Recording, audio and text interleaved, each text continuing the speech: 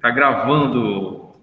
Então, vamos começar, né? Seja bem-vindo à aula de filosofia, terceiro ano do ensino médio.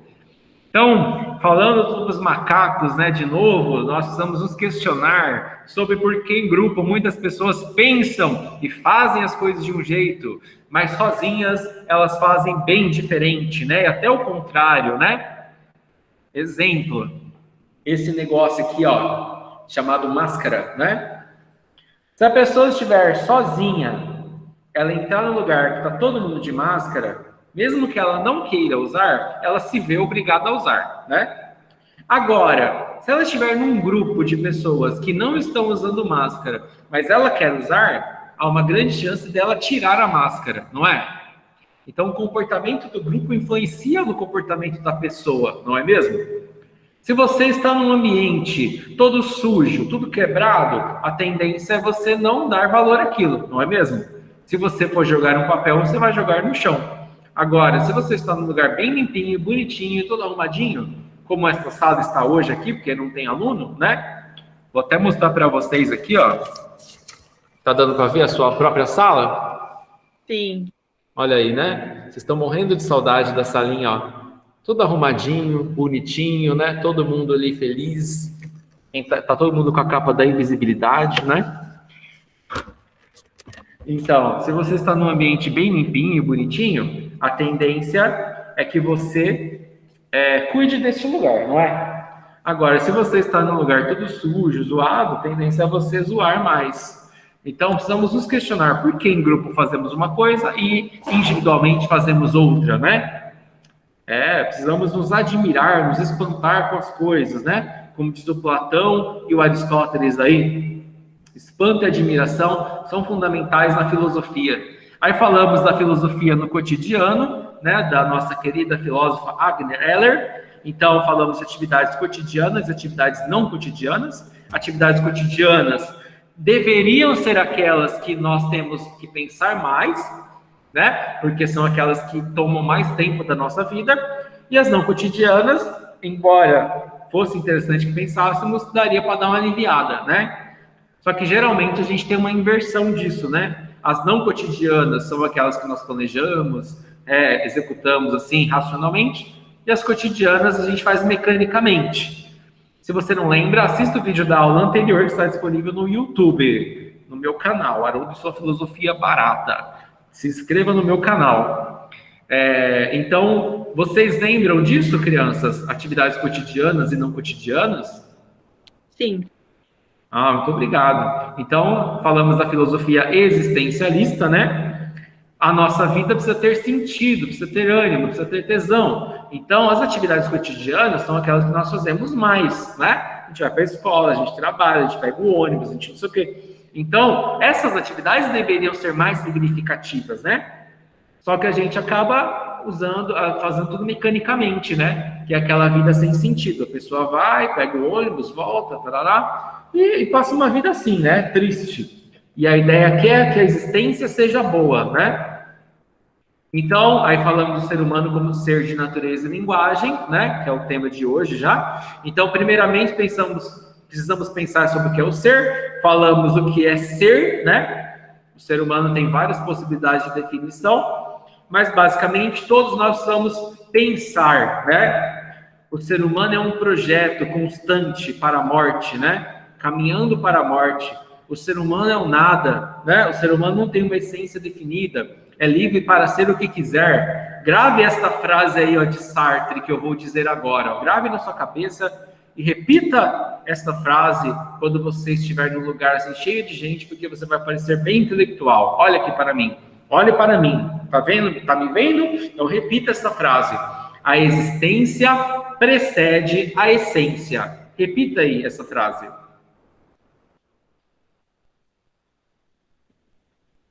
A existência precede a essência. Obrigado. Isso quer dizer o quê? Que a nossa existência vem antes da essência. Ou seja, aquilo que nós fazemos define aquilo que somos. Nós não temos uma essência definida, um eu interior e tal. Nós somos aquilo que fazemos. Essa é a ideia do Sartre. A nossa vida é aquilo que nós fazemos dela. né? Tem até uma outra frase interessante que é assim: não importa o que fizeram conosco, importa o que nós vamos fazer com o que fizeram conosco. Então, o que importa na vida é o que você vai fazer. Já denuncia Heidegger aí, ó. O ser humano é um ser que está caminhando para a morte. Então, entre o nascimento e a morte, o que você vai fazer? Você é livre para escolher o que você quer fazer, né? Então, trace um caminho para você mesmo. Você não pode delegar a responsabilidade da sua vida para outros. Ah, mas a minha mãe não sei o que, ah, mas o meu pai não sei o que lá, mas o meu tio não sei o que, ah, mas eu nasci em tal lugar. Esses são condicionantes. Mas você pode, como se diz? Burlar isso, né? Você pode degenerar, você pode transformar, se você quiser, né? Às vezes você pode demorar anos, mas você consegue, né? Então, seja livre, né? Você pode fazer as coisas, você não tem uma essência definida, né? Se o professor fala assim, esse aluno é burro. Quando eu falo esse aluno é burro, eu estou dizendo que ele tem uma essência que o impede de aprender. Então, nada vai poder ser feito para que ele melhore. Agora, se eu digo assim, este aluno está se comportando mal, este aluno não está interessado, eu posso propor outras abordagens para que ele melhore. Entendeu? Se eu digo que essa pessoa tem uma essência de burro, ela não muda, porque ela tem uma essência. É igual, por exemplo, um gato, né? Gato tem essência de gato, não é? Sim. Gato, ele não pode subverter, ele não pode mudar. Então, se você colocar lá para ele um bife filé mignon, ele não vai comer, mesmo que ele esteja morrendo de fome, porque ele tem essência de gato. Já o ser humano não tem uma essência. Então, se ele estiver com fome, ele come o que tiver para ele comer, não é? Então, é assim que a gente pensa na filosofia existencialista, para que as nossas atividades cotidianas sejam significativas. Nós precisamos pensar o que nós vamos fazer, por que nós vamos fazer isso, né? Que caminhos eu posso traçar para mudar a minha vida, né? Já que a minha vida está uma bosta, o que eu posso fazer para mudá-la, né? Criar estratégias, né? Nós temos uma natureza que é o princípio de vida, de movimento, né? Nós precisamos fazer coisas, mas nós podemos subverter, nós podemos mudar, porque nós somos livres. Entendeu? Então, vou dar um outro exemplo. Tem uma pessoa apaixonada por uma outra pessoa, certo? Aí, essa coisa de se apaixonar está na natureza humana, não está? Sim. Faz parte do ser humano se apaixonar por outra pessoa. Agora, ele não pode simplesmente chegar lá e puxar a pessoa e beijar a pessoa, por exemplo. Ele precisa se aproximar, criar uma relação, criar uma intimidade. E aí sim, ele vai conseguir chegar ao ponto de beijar essa pessoa. Ou não, se a pessoa não der... Se for recíproco. Isso, se a pessoa não der o consentimento, não vai rolar, né? Então, o que significa isso? Nós temos uma natureza. Mas, ao mesmo tempo, nós temos uma linguagem, que é uma forma de se comportar, de se manifestar, de pensar, de agir. E nós somos livres para isso, para traçar caminhos, traçar ideias, traçar planos, para mudar a forma como a gente vive. Qual que é a ideia aqui, né? A linguagem seria os signos intersubjetivos. Eu já falei disso na aula anterior, né? Como nós vamos nos comunicar com outras pessoas. Será que sem linguagem, sem uma forma de se comportar, né, a gente conseguiria se comunicar com os outros? Não. Se eu for num velório com uma bermuda, o chinelo havaianas e uma camiseta laranja, que mensagem eu estou passando? Talvez a pessoa, sei lá, não esteja tão triste ou não se importe muito com a perda. Pode ser uma possibilidade, entendeu? Então as pessoas que estão ali vão olhar para você tipo assim, mano, o que você está fazendo aqui, né? Agora, porque existe um acordo social. Geralmente usamos preto em velório, né? Para significar o luto pelaquela perda daquela pessoa e etc, né? Então, nós somos seres de linguagem. Tudo que a gente faz expressa alguma coisa, né? Um olhar, né? Agora com a máscara, então, o olhar se torna cada vez mais importante, né? A forma como você olha as pessoas, a forma como você fala, as palavras que você escolhe para usar, né? Então, são signos intersubjetivos. Signos não é o signo do zodíaco, tá? Os Gêmeos, Áries, Peixes, né? A ideia é sinais. Signos vem do grego, que significa sinais. Sinal de alguma coisa. As palavras são signos, as letras são signos intersubjetivos, ou seja, que podem ser usados para a comunicação de uns com os outros. Você sabe o que significa a palavra intersubjetivo? Intersubjetivo. Pensem no ônibus intermunicipal. O que significa um ônibus intermunicipal? Está vendo aqui os ônibus intermunicipais?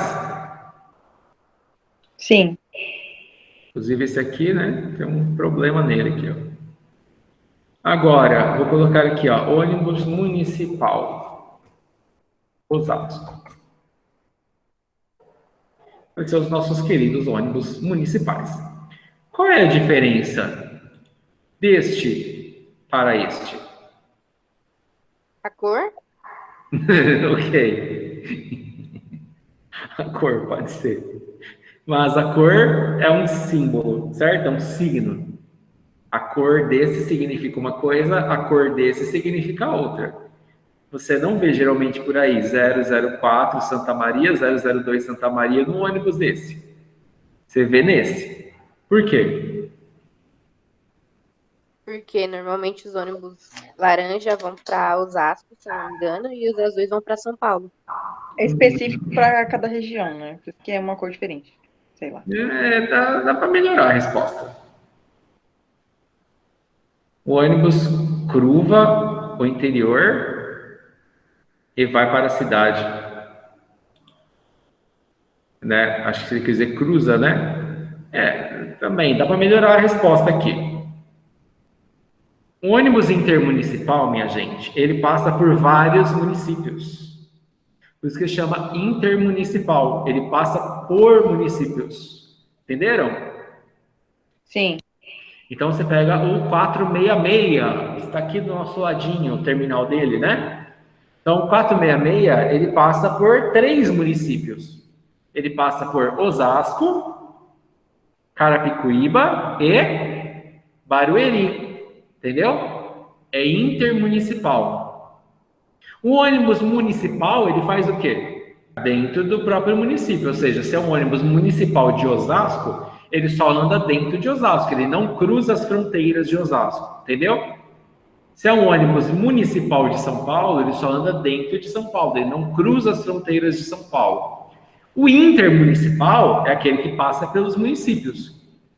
Se pegar, por exemplo, um ônibus que sai daqui de Osasco e vai para Lapa, ele é intermunicipal. Ele saiu de Osasco e entrou em São Paulo, entendeu? Sim.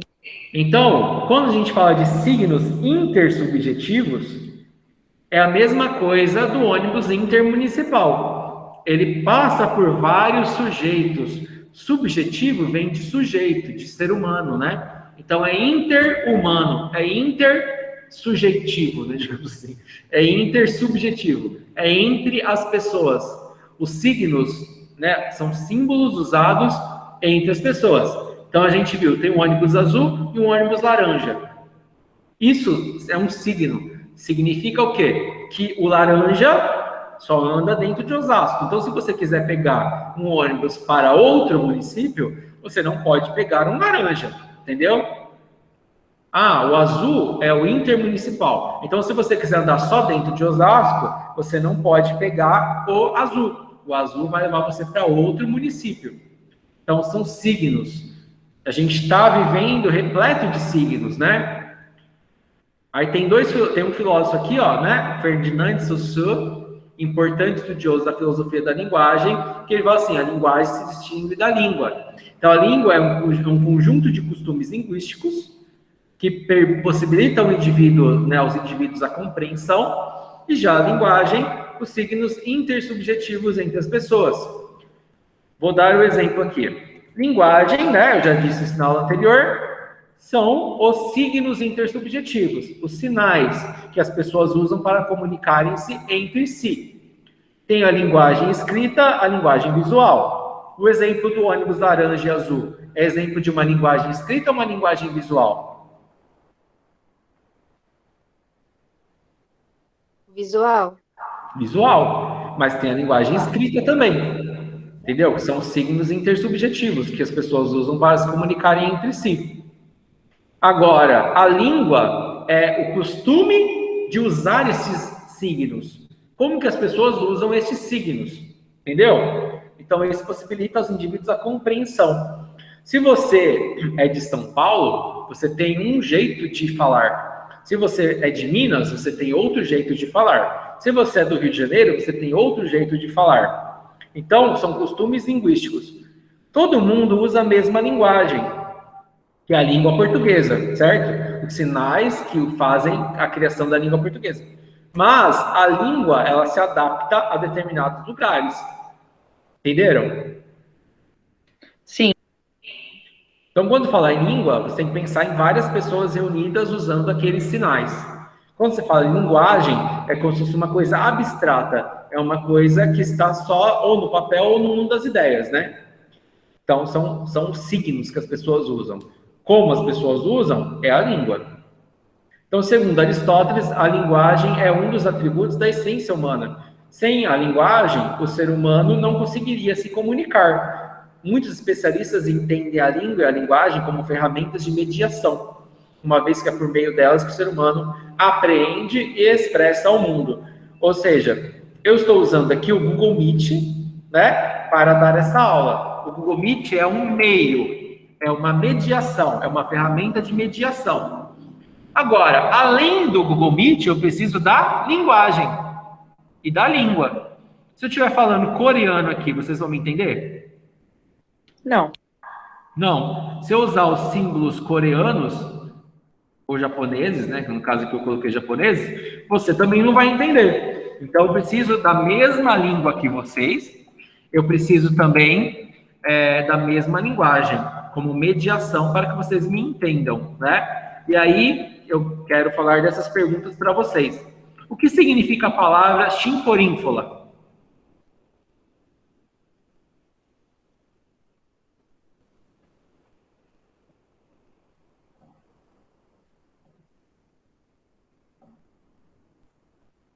Hein? Alô? Som. Isso é do Chaves, não é? O que ele criou lá. Tá escrito aí, ó. Eu coloquei o que é. Leia aí alguém, por favor.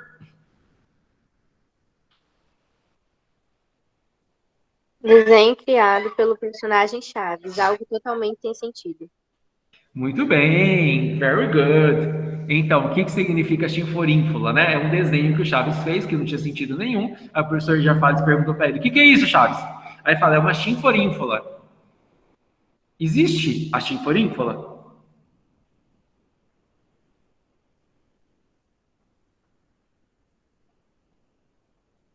Existe a chinforínfula? Para ele, sim, porque ele criou, né? Pra gente não, porque, sei lá. Exatamente. Então, se o signo é algo que acaba em si, a gente não compreende. Isso é uma coisa. O problema é, por exemplo, de quem tem esquizofrenia. Quem tem esquizofrenia, ele cria signos para si mesmo. Ou uma criança, por exemplo, que não consegue viver em sociedade, né? Ele cria símbolos para si mesmos. E aí, se esse símbolo não é compartilhado por mais alguém, ele não vai funcionar. Exemplo do ônibus laranja e azul de novo. Vem alguém lá de Minas Gerais para cá. Lá os ônibus são de outra cor, certo? Sim. A pessoa chega aqui e fala assim, olha, como que eu faço para ir para Lapa? Ela não sabe o que significa, por exemplo, Lapa, ela não sabe o que significa Vila Yara, ela não sabe o que significa Largo de Osasco, então ela vai se perder, certo? Certo. Então, para que um símbolo funcione, para que um signo funcione, ele precisa que todos compartilhem os mesmos significados. É isso que essa pergunta está tentando nos mostrar. Uma chinforínfula não existe na realidade. Então, ela só tem significado para o Chaves, ou para quem assistiu o Chaves e entende. Agora, se eu chegar na rua, aleatoriamente, a pessoa distraída e perguntar, oh, você tem uma chinforínfula aí? A pessoa vai responder o que para mim? Fala, não sei nem o que é isso, né? Exatamente. Então, é um símbolo que não funciona, ele perde sua eficácia. O que é uma palavra? Um conjunto de letras ou sons de uma mesma língua. Basicamente, um sinal que representa alguma coisa. Os nomes são acordos entre as pessoas. Os significados das coisas podem mudar de sociedade em sociedade, de época em época. Alguém aí conhece uma palavra que aqui tem um significado, mas em outra região tem outro significado? Rapariga, que aqui lá em Portugal é moça e aqui é rapariga. Isso, rapariga aqui é como se fosse um insulto, né? E lá em Portugal é justamente menina, né? Uma rapariga, é uma menina, não é um insulto, é simplesmente está se referindo a uma menina, né? Outro exemplo, a palavra bolseta, né? Bolseta aqui, agora o pessoal fala bu, né? É uma coisa. Bolseta em Portugal é o quê?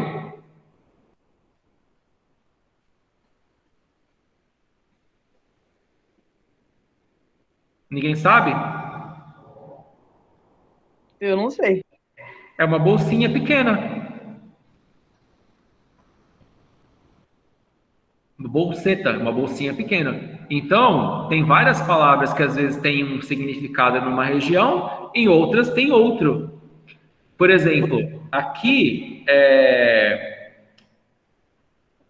aqui em São Paulo, tem um negócio, o que as pessoas falam? Que lá em Rio de Janeiro é joelho. Eu esqueci. Alguém lembra?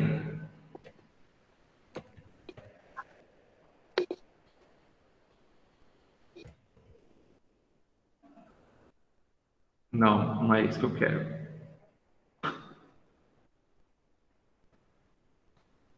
Aqui. O que é isso aqui? Ah, isso aqui, ó. Como que é o nome disso aqui em São Paulo? É Bauru, né? Não é? É ou não é? Sim. É, Bauru, né? Você fala, me dá um Bauru. Lá no Rio de Janeiro é joelho. Ah, quer ver um exemplo clássico? Esse aqui, ó. Biscoito ou bolacha? Ah, essa daí é polêmica. Então, as palavras têm significados numa região, pessoas falam biscoito, em outras regiões a pessoa fala bolacha, né? Então, a palavra é um conjunto de letras ou sons de uma língua que representa alguma coisa. Porém, a mesma coisa lá da chinforínfala. Para ela funcionar, todos precisam compartilhar do mesmo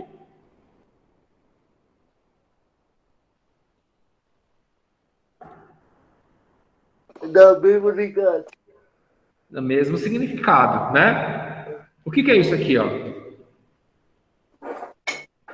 Mouse. Mouse. Mouse é uma palavra inglesa que significa Rato. rato. Agora, se eu falar assim, quem que falou aí?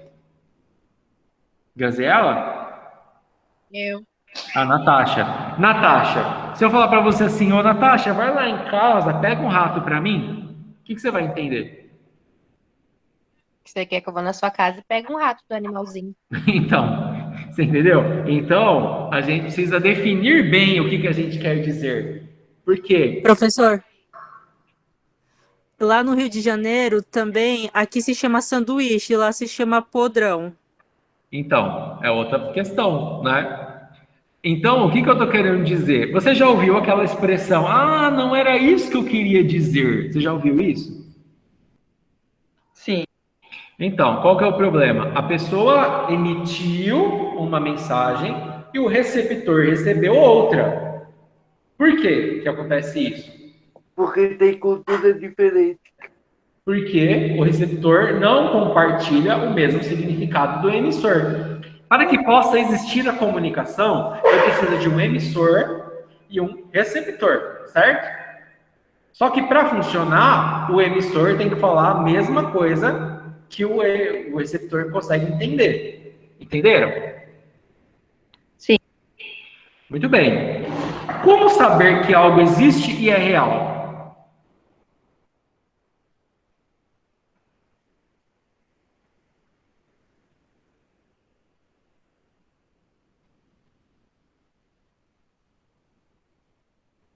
Como saber que algo existe e é real? Basta eu usar a palavra? Basta eu dizer o nome dessa coisa, que ela existe e é real? Sim ou não?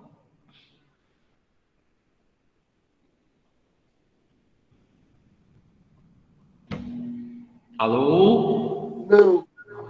Não? Depende. Eu falo assim, Eu acho que, tipo, se eu falei, pode ser real pra mim, porque eu posso entender o significado, mas para as outras pessoas não. Mas fala pro pessoa não. tem uma cena. Quem já assistiu Harry Potter aqui? E as Relíquias da Morte? Parte 2. Eu já. No Harry Potter e as Relíquias da Morte, parte 2, tem uma cena que o Harry Potter morre, né? Ele é assassinado pelo Voldemort, e aí ele se encontra com Dumbledore, no que seria um purgatório, né? E aí ele conversa com o Dumbledore lá, e aí no final ele pergunta assim, professor, isso é uma coisa real ou só está acontecendo na minha cabeça? Aí o Dumbledore responde, é claro que só está acontecendo na sua cabeça, mas por que não seria real?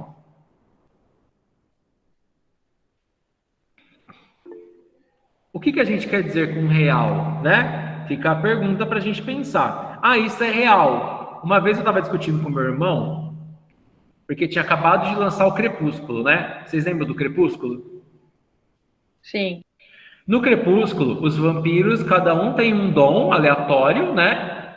Não tem uma razão específica, e eles brilham no sol, certo? Certo.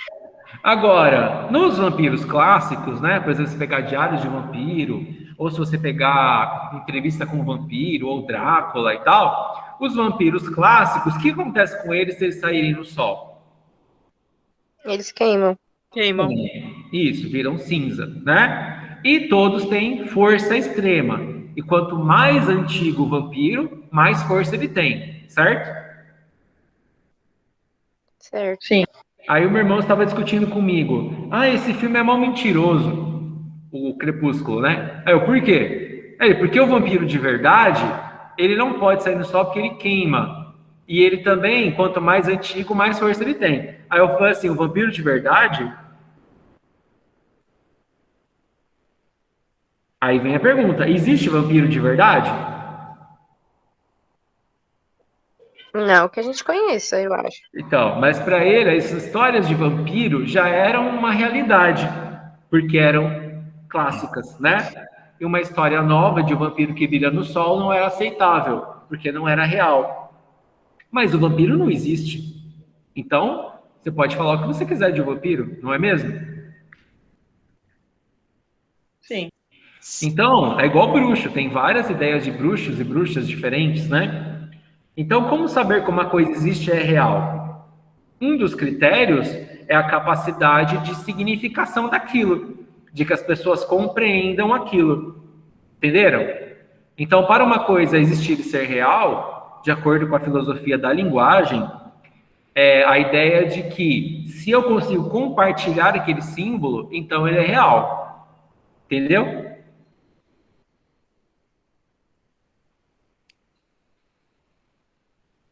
Uma coisa irreal seria uma coisa que eu não consigo compartilhar o significado.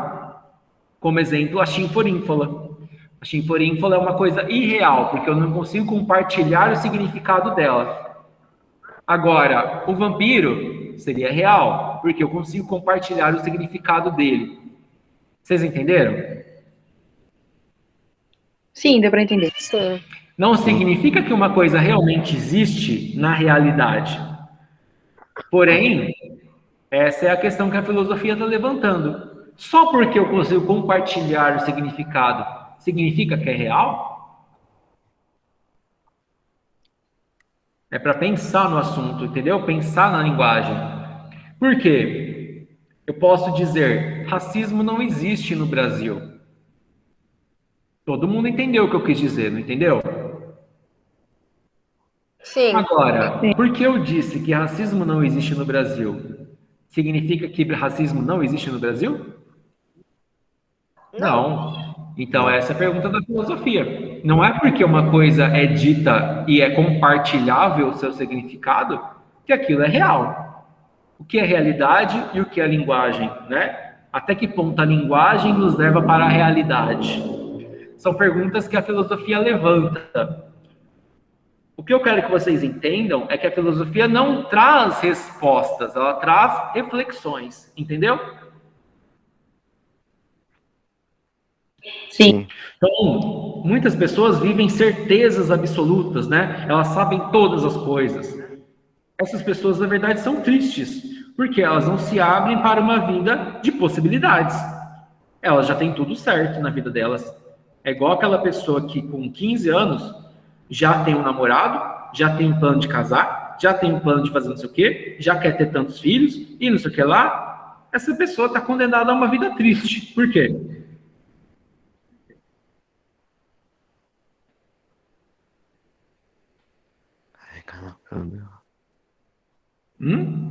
Porque ela não quer viver em coisas novas.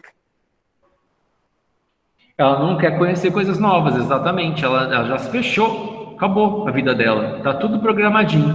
Vocês já assistiram aquele filme Cidades de Papel?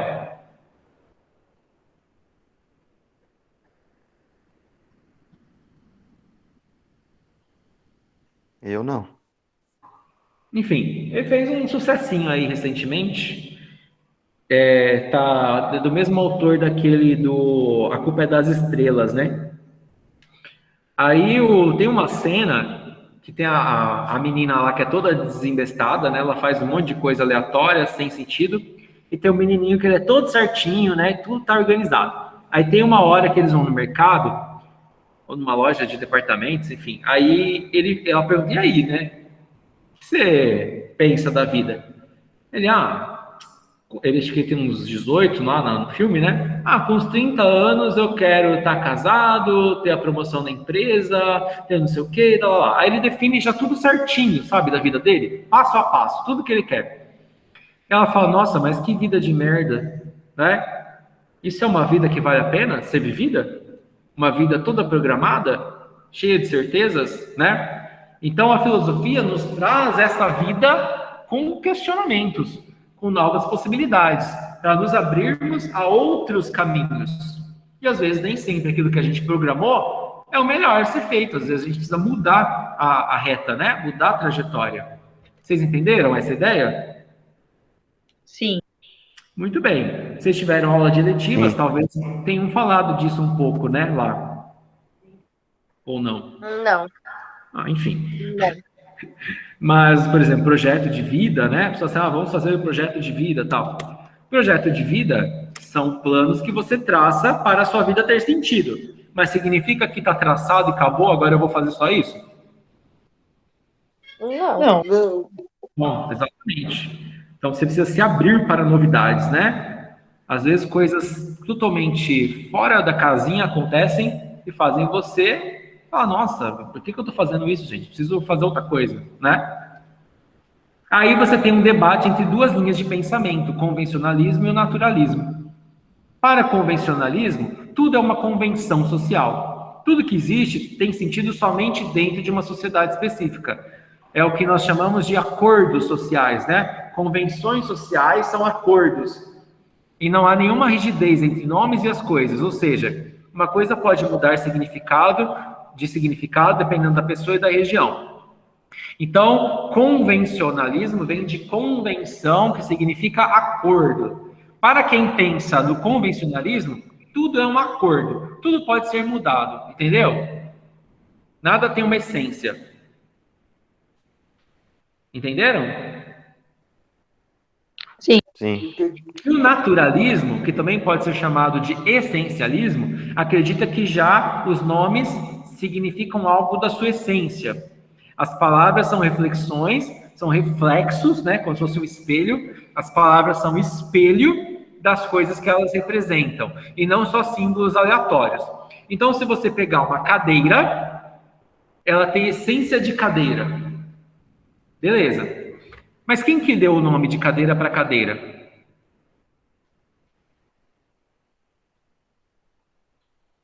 Quem criou ela?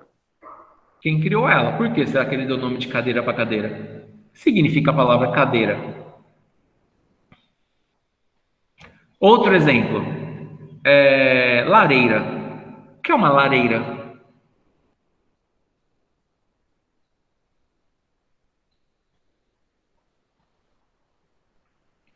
Hein? Ladeira é um negócio inclinado que a gente ouve e desce na rua. O quê? É Ah, um negócio ladeira. inclinado. Não, eu falei lareira, não ladeira. Mas tudo bem. Pode ser. Você fala em ladeira, você pensa numa descida, né? Mas por quê que chama ladeira?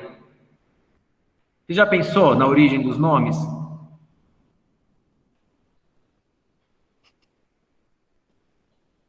Nesse caso, não. Então, a ideia do naturalismo é que os nomes representam a essência de alguma coisa, né? Já o convencionalismo diz que não, os nomes são aleatórios, as pessoas dão nomes às coisas e depois compartilham esses nomes. Então, são duas linhas de pensamento distintas. Aí nós temos a etimologia, né? Quando você fala assim, etimologia da palavra, significa o estudo da origem, entendeu? Etimologia da palavra é quando você pega a origem daquela palavra e estuda para ver de onde que ela surgiu. Isso é estudado em filologia. Vocês estão acompanhando? Sim. Então, por que um Sim. cachorro se chama cachorro e não gato? Quem deu o nome do cachorro de cachorro e quem deu o nome de gato para gato? Quem estuda isso? A filologia. É uma área da filosofia chamada filologia. Filo quer dizer amigo, logia, palavra, verbo, estudo, e etimos, verdadeiro, real. Quando você fala assim, etimologia da palavra, você vai pegar o sentido original, verdadeiro, real daquela palavra. Exemplo, a palavra síntese. Síntese. Né? A gente fala assim, faça uma síntese de tal coisa. Síntese vem de duas palavras gregas, que significa sim mais teses. O que significa isso? Síntese, sim em grego, vou colocar aqui, sim significa com, e tese significam ideias. Então, quando se fala de síntese, é como se fosse uma reunião de ideias. Ideias. É como se fosse uma soma. Soma, entendeu? Soma de ideias. Uma síntese é quando você pega as ideias principais e as reúne. Você junta essas ideias. Você soma essas ideias. Entendeu? Isso que eu fiz agora é chamado etimologia da palavra. Você vai na origem grega e pega o significado original dela. Da onde ela veio, como que ela foi somada e virou uma outra palavra aqui em português. Certo? Centro de mídias, eles gostam muito de fazer esse tipo de coisa. Outro exemplo, a palavra ignorante. O que significa a palavra ignorante? Uma pessoa egoísta. Então, às vezes a gente pensa isso, uma pessoa egoísta, seu ignorante, né, mal educado e tal. Mas na origem da palavra, não. Significa i, que é negação em grego. O i é uma negação em grego. E vem de uma outra palavra chamada gnosis. Gnosis. Gnosis? Isso. Gnose, que significa conhecimento. Quando você fala assim, ignosis, significa sem conhecimento. Entenderam? Sim. Então, Entendeu? isso é etimologia da palavra. Isso que eu fiz chama-se filologia, e buscar a origem dessas palavras. Por que que tal coisa é tal coisa? Da onde que ela veio? Então, ignorante vem do idioma grego, que é a junção da negação i mais o verbo gnosis, que é conhecer, né? Então, sem conhecimento. Uma pessoa ignorante é aquela que não tem conhecimento de alguma coisa. Isso é o que significa ignosis, ignorante. Entendeu? Nietzsche foi um grande filólogo. Ele acreditava que é extremamente necessário estudar a origem das palavras para entender o seu real significado. Entenderam? Entendeu? Sim. Agora eu quero passar esse videozinho para vocês e aí nós vamos finalizar a aula. Eu poderia continuar aqui com outras coisas, né? Mas eu vou passar só esse vídeo e aí nós vamos terminar a aula. Tchau, Gabi amada, maravilhosa. Vamos para o coiso. Vocês estão vendo? Sim. Tudo bem. Põe coisa ali pra mim, que coisa? Perto do treco ali. É, do lado do esquema. Esquema? Perto do negocinho tem um esqueminha assim. Onde? Do lado do troço ali. O que é? Tá difícil hoje, hein? Você não me fala o que você quer? O Dani pediu pra vir até aqui pra pegar o coisa em cima do esquema, do lado do trocinho ali, que o carinha lá do outro tá precisando. Mas que coisa? Em cima do bagulho lá. O abajur. Se eu quisesse o abajur, eu não teria pedido o abajur. Porque você me fala o que você quer. Não sou eu que quero, é o carinha lá amigo do outro que tá com o Dani e pediu pra vir aqui pegar o coisa. Mas que coisa, Anderson? O esqueminha todo coisadinho ali. Que esquema, meu Deus do céu. Em cima do bagalho. Não é o abajur. Mas que fixação pelo abajur, cara. Você quer o abajur, pega ele pra você. Me fala o que você quer que eu pegue. É o que eu tô tentando falar desde que eu entrei aqui. Não pega você, ué. Eu não posso, eu tô segurando a coisa aqui. Se soltar o treco aqui, eu coisa do outro lado vai zoar o esquema. Que esquema, Anderson? O lance que os espreguetes, que o carinha lá me mandou pedir pra vir buscar o coisa aqui, caramba. Se você não me fala, fica difícil, concorda? Você que fica fazendo esse esquema aí tá ficando surdo. Que esquema? De ficar falando... Coisando o esquema lá.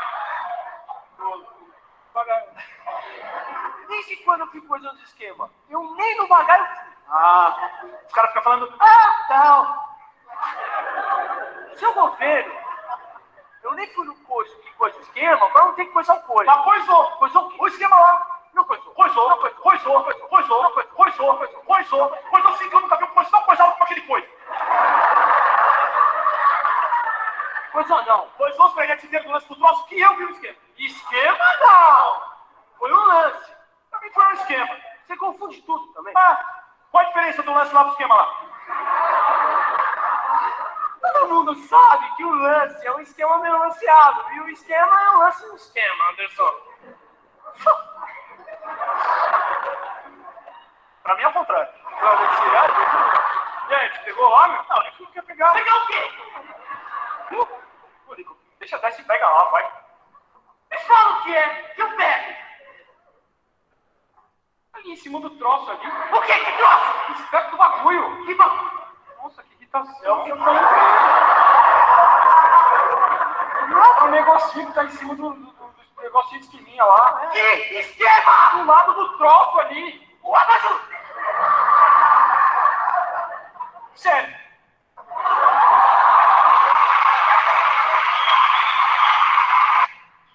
Muito bem.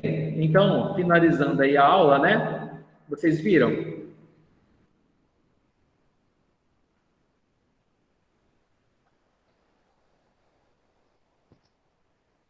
Alô? Sim. Opa. Me respondam, gente, pelo amor de Deus. Eu vi. Muito bem. Então, o que é o problema ali, né? Um não consegue entender o que o outro está dizendo, não é? Sim. Por que isso acontece? Porque ele não especificou exatamente o que ele queria, então o outro não conseguiu entender, né?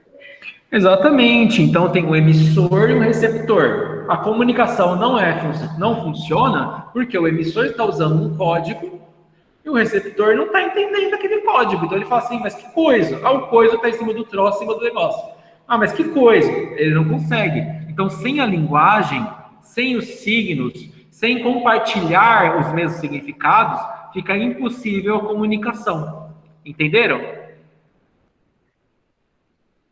Sim.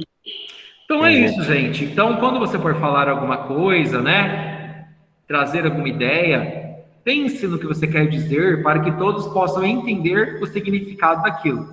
Entenderam? Ok. Então, por hoje é só. Muito obrigado pela sua atenção e até a próxima!